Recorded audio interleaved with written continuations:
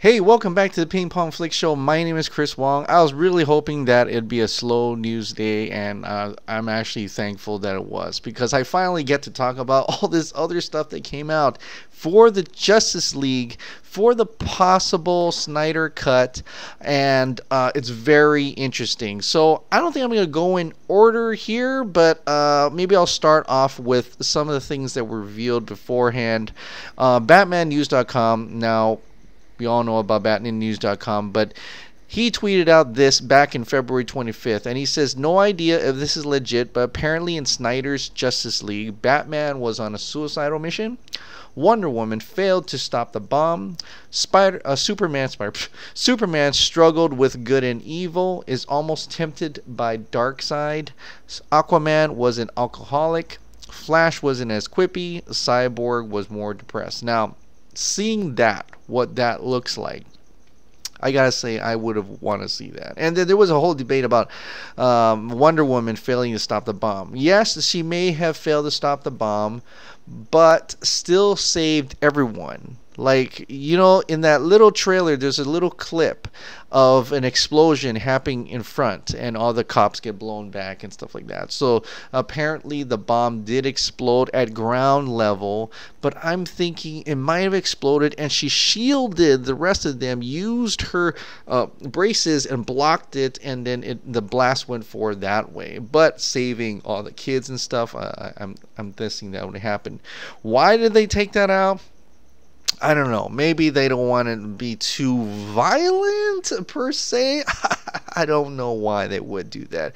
Such an expensive shot, if you think about using explosion and detonation, you think they want to save that.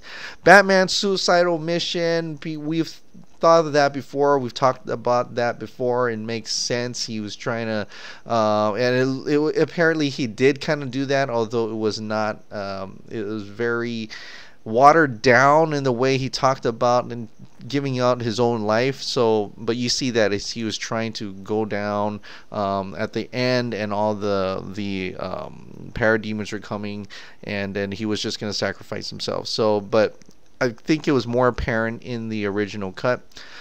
Superman struggled with good and evil, almost tempted by dark side. We've talked about this before. Yes. Would have totally loved to see that. It would have connected with the nightmare sequence in Batman v Superman. Aquaman was alcoholic. No big deal. He was drinking all the time. Maybe he drank a lot more in the film. Flash wasn't as quippy. Okay. Cyborg was more depressed. That should be. I mean, that seems obvious to me that there were more scenes about it. We would have seen his mom. I mean, for a person who had so much potential in life, being in an all-star football and all that, and to be rendered totally into a robot, you know, I mean, that's gonna have a lot of feels in there. That's gonna have a lot of things happening psychologically to a person. So in order we would have seen that, it would have made this movie a lot more deeper, a lot more layered in that fact, a lot more showing that these people are struggling in themselves.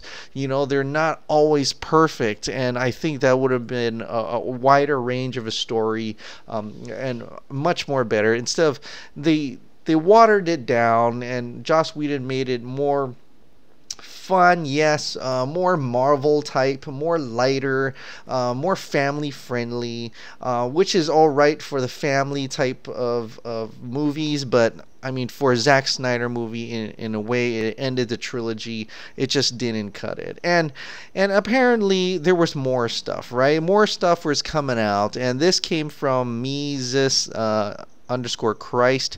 He says, give me my Ray Safaro Ray Cyborg Solar Film Rats, and it came from Ascendant Agent. Another a clip that was leaked out. I retweeted this. It shows a cyborg in full cyborg, no hoodie, no nothing, jacket like that, in his room, and it's an incredible shot where it pulls back. You know, one thing about Zack Snyder, he does some incredible shots and something. This is one of those. It's not just and I think this was actually in place, or before they reshot it, where Ray is just on a couch in his hoodie and stuff, and he just opens up his hands. This seems more epic and what Zack Snyder would have done, as opposed to just open up your hands. Very, it's very pulled back and so not very, I don't want to say cinematic in that sense. So I think this was in place of that, where he was searching through the computer systems, and he was just standing there in the ray, and it pulls into him, and then after that maybe he looks up towards out the window, and that's why he was in full cyborg without the hood and things in the reshot version. So that is what I think that scene came from. And then even more stuff. The previs we've seen before, but someone pointed out in the background of the previs of where Superman is fighting against the Justice League members, there's like military people shooting at them, and I remember seeing a lot of people shooting at him, and so you see a military flank and a whole military operation there. And when they actually get to the ship, it seemed so weird having two cop cars when the gate had a military guy letting him enter in. There was like actual military personnel outside. So, and then it means more apparent. They're like, okay, well, that's just a previs. Maybe they didn't really work on it. But remember in the trailer where Cyborg stops a flaming tank from killing the old Jimmy Olsen, who is now a security guard or a police officer in this movie, and he stops him. He just woo boom, and then you might want to get out of here. It's that scene. So it is very apparent that there was a military thing. There was a lot more huge, big budget action going on in that scene that we were completely robbed of, because they wanted to make it much lighter. They don't want to show more military action. It's not even daylight yet, according to this tweet from Ding and ZLU Thorax. So that would have been so much more epic, so much more cool, so much more longer, and there was so much more possibilities of where that could have gone, right? And just, there's so much stuff. I mean, it's complete scenes that could have been different. We already know about the Batman scene where he says, I didn't bring a sword, he actually says my turn in the trailer, and you can tell from the colors, you can tell from the grading, the way the shadows go, and that is apparent in itself, because if you look at the movie, you see scenes like this one where Martha is talking to Lois in the theatrical cut. In Whedon's cut, it's very bright and diluted, and they just seemed different. Like the hair seems different from what Martha looked from before. It seems so off, the skin, the coloring and stuff. And then you see this scene, which is from the trailers, I believe, or a picture. No, it was a release picture, and it shows the composition is nicer, the color is nicer, the lighting, that's it, the lighting is much nicer. You can tell right away this was the actual conversation. Where was this? I don't know, but the Martha and Lois had a different conversation altogether than the one from the newsroom, apparently. And we all know that it was so awkward in that newsroom, where about being thirsty and stuff. Something that it just doesn't seem right about that. And I gotta say, it's hard for me to say this because I really like this scene, is that in the Whedon cut, or in the one that we saw in the theaters, where Batman or Ben Affleck's talking to Alfred, and he's talking about how the world needs Superman, the world needs Clark. That was all great, all fantastic. Although it looked really weird and bright, like Zack Snyder wouldn't shoot like that, I don't think, in terms of lighting.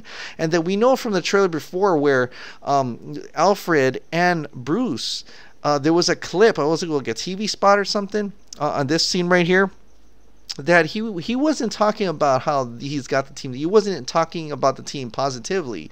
He was actually talking negatively about it. He's saying like that wouldn't work out, right? Like and it almost matched that scene where Bruce was talking to Alfred after Nightmare Sequence about they have to, kill Superman. So it had that intensity to it. But that's why I think they reshot this so that Alfred's more optimistic about the team.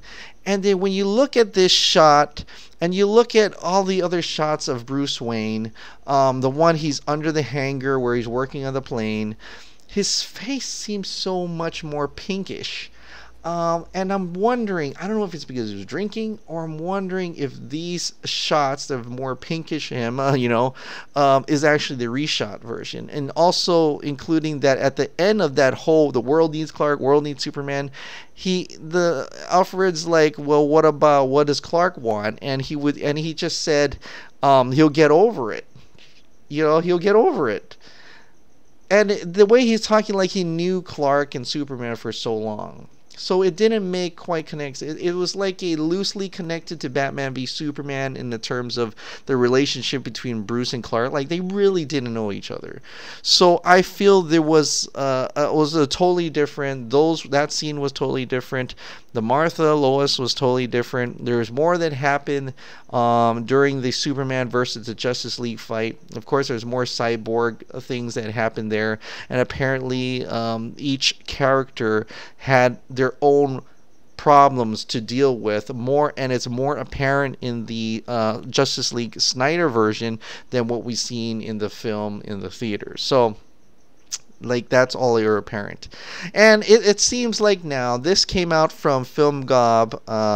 He tweeted this out several days ago, or was it a day ago or something, and it seems more apparent now that the actors and actresses on set weren't even happy with Joss Whedon itself. They have to play ball because they're under contract with Warner Brothers, and if they don't play ball, they can't get more gigs, right? They can't get more acting in their career, so they can't do that. Now, we all know Ray was very, almost not vocal in a way, but he was taking off his shirt to show that I love Zack Snyder. It was the hints, the clues were there.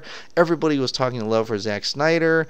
And just look at what this guy had sent to Film Gob, and this is what his sources had said. This says, "You seem like a man who enjoys some behind the scenes information," and that's Film Gob, right? So, reports are true that the actors had difficulty with Joss Whedon.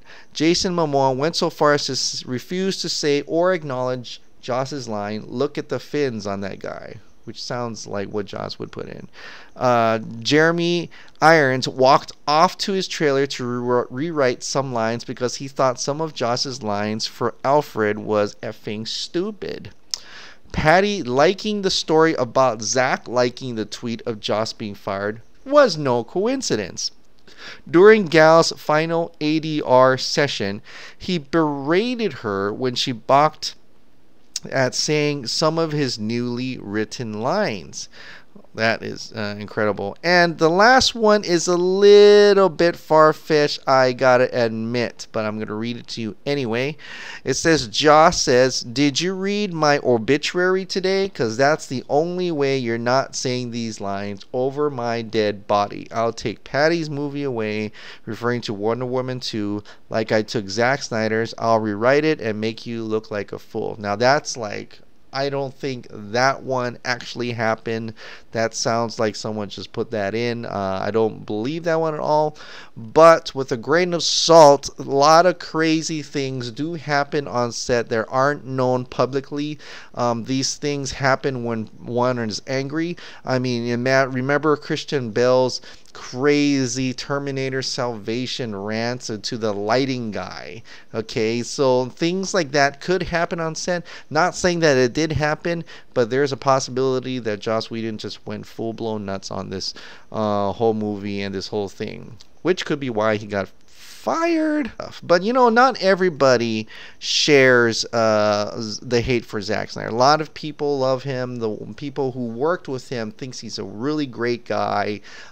Everybody, even Christopher Nolan likes him, and there's so many people that acknowledge and respect Zack Snyder. So it's very interesting and frustrating that a lot of people have some weird weird hate for him. Larry Fong also talked about Zack Snyder. I think this was today as well. Yes.